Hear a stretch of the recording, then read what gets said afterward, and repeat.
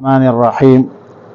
فاستمسک بالذی اوحی الیک انک علی صراط مستقیم۔ پارہ 25 سورہ الزخرف رکوع 4 آیت نمبر 43 تا 45۔ آیات مذکورہ میں تسلی ہے رسول اللہ صلی اللہ علیہ وسلم کو کہ یا رسول اللہ صلی اللہ علیہ وسلم آپ تسلی رکھے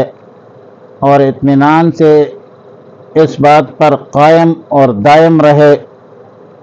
جو آپ پر وحی نازل کیا گیا ہے، اسی وحی پر آپ قائم دائم رہے۔ یا رسول اللہ صلی اللہ علیہ وسلم اسی پر قائم دائم رہے کہ آپ بلا شبہ سیدھے راستے پر ہے۔ مطلب یہ ہے کہ آپ اپنا جدوجہد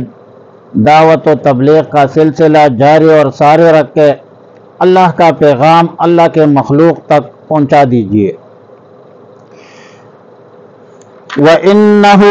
لَذِكْرٌ لَكَ وَلِقَوْمِكَ وَسَوْفَ تُسْأَلُونَ۔ یہ قرآن کریم آپ کے لیے یا رسول اللہ صلی اللہ علیہ وسلم آپ کے قوم کے لیے بڑے شرف کی چیز ہے، یعنی قرآن کریم یا رسول اللہ صلی اللہ علیہ وسلم آپ کے لیے آپ کے قوم کے لیے شرف عزیز ہے، باعث شہرت ہے۔ امام فخر الدین رازی رحمہ اللہ الباری فرماتے ہیں کہ آیات مذکورہ سے معلوم ہوتا ہے کہ نیک شہرت ایک رغبت والی چیز ہے، قابل رغبت چیز ہے، اسی لیے اللہ تعالیٰ نے یہاں آیات مذکورہ میں بطور احسان فرمایا، اور اسی لیے سیدنا ابراہیم علیہ السلام نے یہ دعا بھی فرمائی تھی کہ وَجْعَلْ لِي لِسَانَ صِدْقٍ فِي الْآخِرِينَ، قضا فی تفسیر کبیر۔ لیکن یہ یاد رکھنا چاہیے کہ نیک شہرت اس وقت مستحسن ہے جب وہ مقصد زندگی جو ہے وہ نہ بنائے بغیر، مقصد زندگی بنائے بغیر انسان کے اعمال صالحہ سے، کردار سے خود بخود حاصل ہو جائے۔ اور اگر انسان نیکیاں صرف اسی شہرت اور مقصد کے لیے، اسی مقصد کے لیے کرے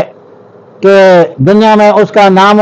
ہو جائے، تو یہ تو ریا ہے، دکھلاوا ہے، جس سے اعمال حبط ہو جاتے ہیں، ضائع ہو جاتے ہیں، الٹا گناہ لازم آتا ہے۔ یا ایھا الذین آمنوا لا تبطلوا صدقاتکم بالمن والأذى کالذی ينفق مالہ رئاء الناس۔ آیت مذکورہ میں وَإِلَى قَوْمِكَ سے مراد بعض مفسرین صرف قریش مراد لیتے ہیں اور اس سے قریش کی فضیلت ثابت کرتے ہیں، لیکن علامہ قرطبی رحمۃ اللہ علیہ فرماتے ہیں کہ صحیح یہ ہے کہ اس سے مراد رسول اللہ صلی اللہ علیہ وسلم کی پوری امت ہے، اور کنتم خیر امت اخرجت للناس ہے۔ امت کا ہر کلمہ گو خواہ کسی رنگ سے ہو، نسل سے تعلق رکھتا ہو، جس نے بھی یہ کلمہ پڑھا ہے لا الہ الا اللہ محمد رسول اللہ، تو یہ رسول اللہ صلی اللہ علیہ وسلم کا امتی ہے۔ یہ مسلمان آپس میں بائی بائی ہے، خواہ مشرق میں ہو، مغرب میں ہو، شمال میں ہو، جنوب میں ہو، کائنات دنیا کے کس خطے میں موجود ہو، ہر کلمہ گو دوسرے مسلمان کا بھائی ہے، اور ہر کلمہ گو جو ہے وہ رسول اللہ مبارک صلی اللہ علیہ وسلم کا امتی ہے۔ پھر فرمایا کہ وَاسْأَلْ مَنْ أَرْسَلْنَا مِنْ قَبْلِكَ مِنْ رُسُلِنَا۔ یا رسول اللہ صلی اللہ علیہ وسلم آپ ان انبیاء علیہ السلام سے بھی پوچھ لیجئے جن کو ہم نے آپ سے پہلے بھیجا تھا۔ لیکن یہاں پر ایک سوال ہے کہ انبیاء سابقین تو زیادہ وہ تو وفات دنیا سے رخصت ہو چکے ہیں، رحلت کر چکے ہیں، تو پھر اس سے سوال پوچھنے کا، سوال کرنے کا مطلب اور مقصد کیا ہے، حکم کیسے دیا گیا ہے؟ بعض مفسرین نے جواب دیا ہے کہ آیات کا مطلب یہ ہے کہ اگر اللہ تعالیٰ کسی معجزہ کے طور پر انبیاء علیہ السلام سے ملاقات کا اراد ہے تو اس وقت ان سے بات کی پوچھ لیجئے۔ چنانچہ شب معراج کے موقع پر رسول اللہ صلی اللہ علیہ وسلم کی ملاقات تمام انبیاء علیہ السلام سے ہوئی، اور امامت بھی کی رسول اللہ صلی اللہ علیہ وسلم فی المقدس، اور اس کے بعض روایات کے مطابق بات پوچھی کہ قرینیں لکھی ہے کہ سوال رسول اللہ صلی اللہ علیہ وسلم نے انبیاء سے کیا تھا۔ اب تفسیر طبی نے تو لکھا ہے، لیکن ہمارے پاس کوئی اس کا سند اور روایت نہیں ہے کہ یہ روایت کس کتاب میں ہے، اس کا حوالہ کیا ہے؟ بہرحال مطلب یہ ہے کہ انبیاء علیہ السلام سے پوچھنا مراد نہیں ہے، بلکہ ان پر نازل ہونے والی جو صحائف کتابیں ہیں اس سے وہ ہے، اور انبیاء سابقین کے جو اہل علم تھے ان سے پوچھنا مراد ہے۔ انبیاء علیہ السلام کی جو صحائف ہے وہ موجودہ ہے اور تحریف بھی ہوئی ہے اس میں، یعنی تحریف کے باوجود آج بھی ان گزشتہ کتابوں میں وہ تعلیمات توحید آج بھی موجود ہے۔ آپ موجودہ تورات جو ہے اس کے استثناء میں دیکھ لیجئے کہ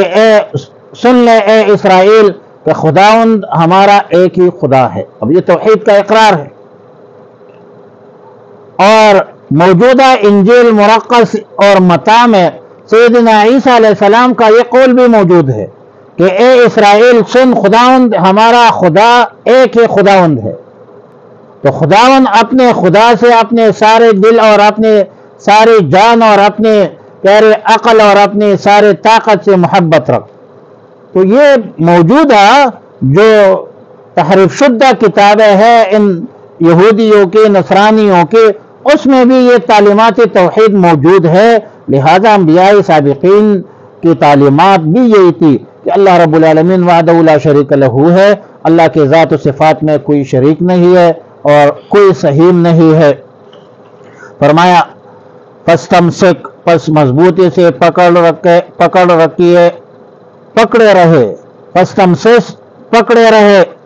بالذی اس کو اوحی الیک جو وحی کیا جاتا ہے آپ کی طرف، انک علی صراط مستقیم بے شک آپ سیدھے راستے پر ہے، وانہ اور بے شک وہ لذکر لک ایک نصیحت ہے آپ کے لیے، ولقومک آپ کے قوم کے لیے شرف ہے، وسوف تسألون اور قریب تم سے پوچھا جائے گا، واسأل اور پوچھ لیجئے من ارسلنا ان سے جو بھیجے تھے ہم نے، من قبل کا آپ سے پہلے، من رسولنا اپنے رسولوں میں سے، اجعلنا من دون الرحمن کیا ہم نے بنایا سوائے اللہ رحمان کے، آلہتن کوئی معبود، یعبدونا کہ ان کی عبادت کی جائے۔ تو کوئی ایسا نہیں ہے، توحید کی تعلیمات تو تمام امتوں کے درمیان قدر مشترک تھی، تمام انبیاء علیہ السلام نے، ہر نبی نے یہ دعوت دی